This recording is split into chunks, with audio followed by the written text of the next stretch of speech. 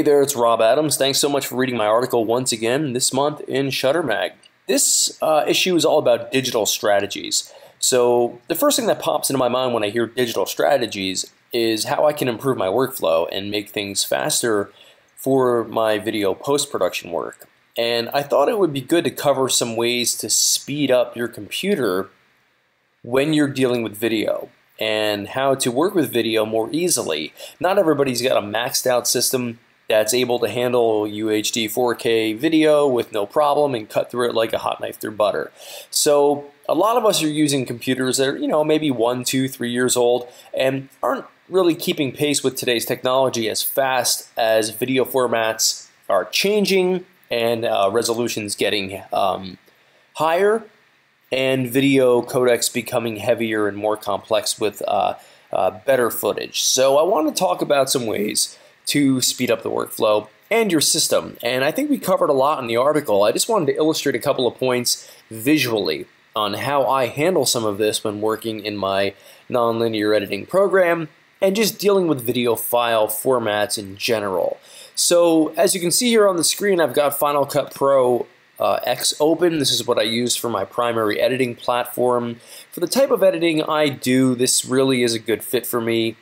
Nonlinear editing programs are really a dealer's choice. It's just personal preference on what works for you. I like this program a lot because of its speed, its organizational capabilities, and its ability to optimize and proxy footage to make handling heavy footage more easily.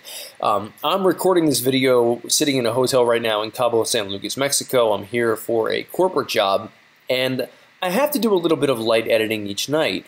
And I need to be able to handle some pretty heavy footage here in the field on my laptop. The way I mainly handle my footage, especially if it's 4K footage, like you see some 4K drone footage here on the screen, this stuff's pretty heavy. So in order to handle it with my laptop and do some serious editing, I need to proxy this footage down. And Final Cut makes it really easy to both optimize your footage from its native codec. Let's say you're shooting with a DSLR, that's H.264, H.264, and Final Cut prefers a ProRes format. It's an Apple product, it wants an Apple codec. So it will give you the option in program of transferring or transcoding your footage to Apple ProRes 422 or a variety of different options. This is a more editable format, and while a fast enough computer will handle native H.264 footage from a DSLR camera with no problem whatsoever, it is a good idea to transcode if you have an older system or a system that's not handling the native footage very quickly, or it's not handling it with ease. So for my 4K footage, I absolutely proxy it down. I definitely transcode it, and this helps the system to handle it a little bit. So if I were to just highlight all of my clips in my Final Cut Pro browser and make sure they're all selected, just do that again, Control A, and I come up here to File, Transcode Media, I have two options. I can create optimized media where it's going to transcode all of this footage that comes out of the camera in a I don't want to say non-editable format, but a less editable format. It will convert it to Apple ProRes 422. If I check the box for Create Proxy Media, it's going to create low resolution files that will be much easier for the computer to handle in editing.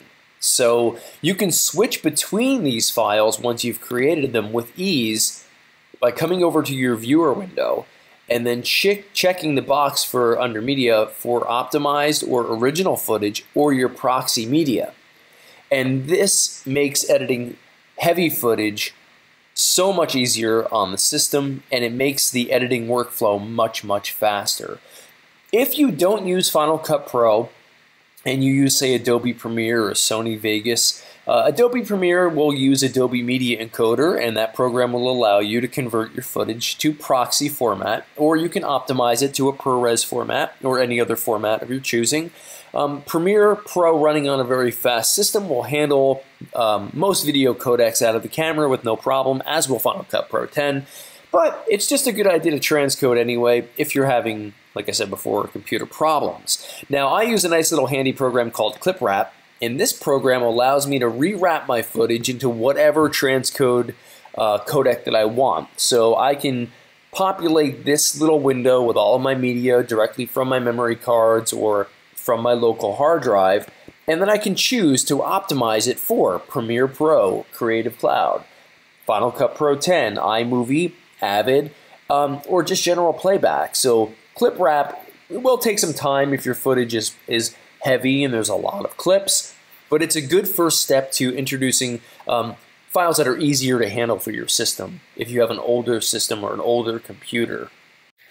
So now that my footage is all proxied, I'm ready to sit here and edit my 4K footage and get my dailies off to my client very quickly. I don't have to worry about my system lagging, and when I'm ready to switch back to my original media to render out the full res product to show my client, I just simply come into my menu here in Final Cut and choose to put my optimized media back online. So I can switch between the proxy and the optimized very quickly. I can also set the quality level for the playback of my footage for performance versus quality. So if I want the footage to play back at a lower resolution to save my system resources and my RAM, I can choose to do that. Adobe Premiere actually gives you the option to step down the playback resolution by a quarter, quality, 1/2 quality, so on and so forth, or you can set a custom quality. So it's a pretty neat feature to have. Final Cut just gives you this option of better quality versus better performance. I find that it works fine for me. So I hope this helps you speed up your editing workflow. I hope the article gave you some insight to the drive speeds, the different types of hard drives, and how to handle video footage